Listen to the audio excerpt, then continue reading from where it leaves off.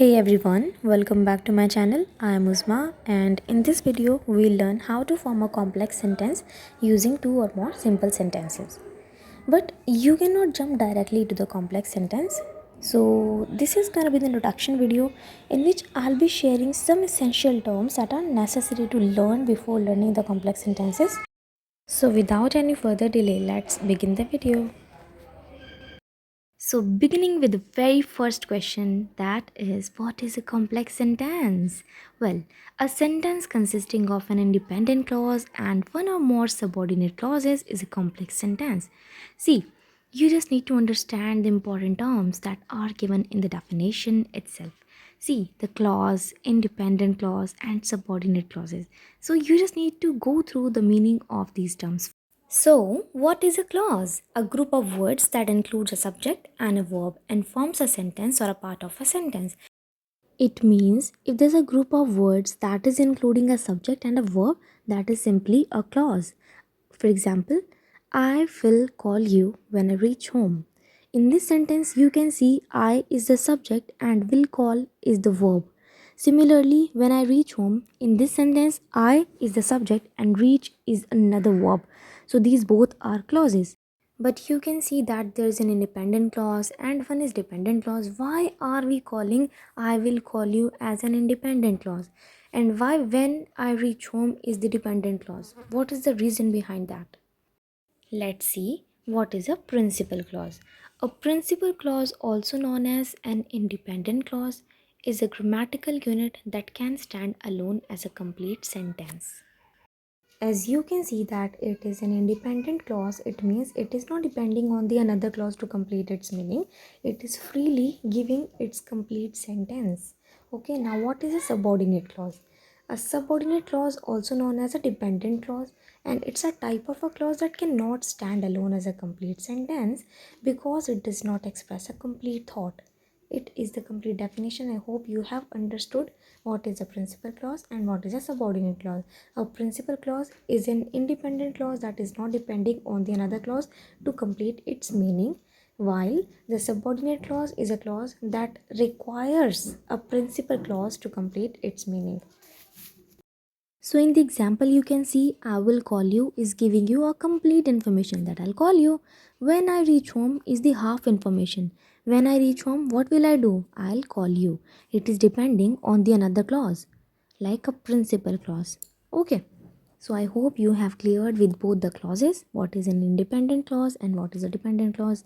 But there are some types of subordinate clauses like adjective clause, noun clause, and adverb clause. Now, what are these clauses? You have to learn these terms also properly. So, let's begin with the very first term, that is a noun clause. Now, what is a noun clause? A noun clause is a type of subordinate clause that functions as a noun within a sentence. Okay, that is a clause, that is a group of words, but giving you an information about the noun.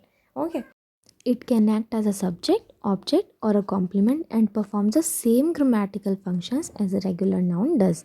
Let's take an example. They are wondering where the party will be held.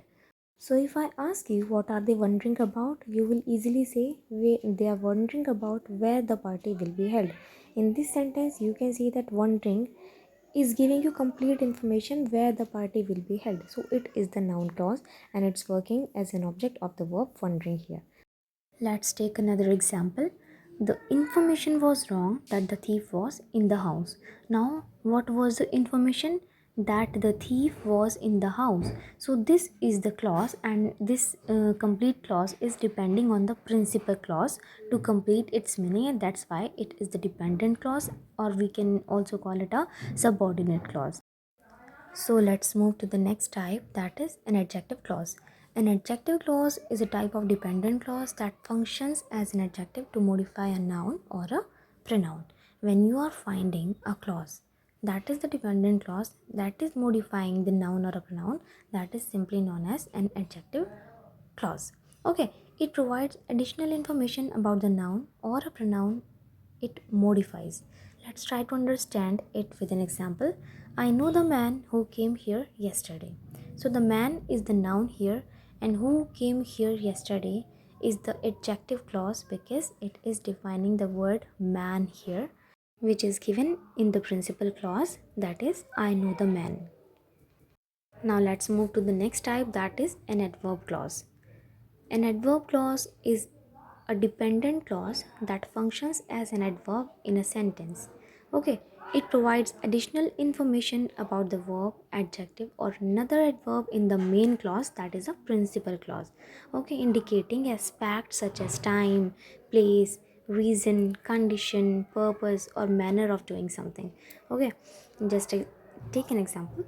He passed because he worked hard. So, what was the reason? Here, you can see that some of the words are given above in the definition. That it indicates aspects such as time, place, reason, conditions, purpose, manner. So, these all the words are being used in this definition, and these are very important to know. How can you form a question using them? Like, when did anything happen, and where did anything happen, what was the reason then anything happened, or what was the condition in which the thing happened, purpose, or how did anything happen.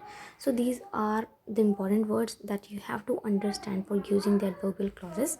And you can see in the example also, he passed because he worked hard. So what was the reason? It is showing one of them, the above words. You can see in the definition that one of them is given here. Why? Because he worked hard. Why did he pass? Because he worked hard. So adverb clause modifies the verb past here. It is the adverb of reason. There are so many kinds of adverbs, like adverb of place, adverb of time, adverbs of reasons, adverbs of condition, and it is also one of them. So that's all for today. This was the introduction video in which I have shared all the important terms of the complex sentences. So if you're really interested in learning the complex sentences, do learn these all the terms properly. And if you find any question regarding any one of them, just do ask me in the comment section. In the next video, we'll be solving a complete exercise of the complex sentences. I hope that this video was helpful for you, and if you really like my video, do like the video and share it with your friends as well, and don't forget to subscribe my channel. Thank you so much. See you in the next video. Till then, take care and bye bye.